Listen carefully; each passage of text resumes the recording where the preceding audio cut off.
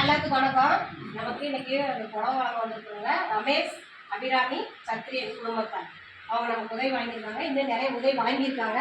அவங்க குடும்பத்துக்கு நம்ம பாசமரப்பட்டலை பாசமுதியவர்கள் சார்பாக ஒரு நன்றியை தெரிவிச்சுக்குவோம். அவங்க குடும்பம் தொழில் வாழ்க்கையில் எல்லா செல்வம் பெற்று நீடூழி வாழ இறைவன்ட்ட நம்ம பிரார்த்தனை வச்சுக்குவோம்.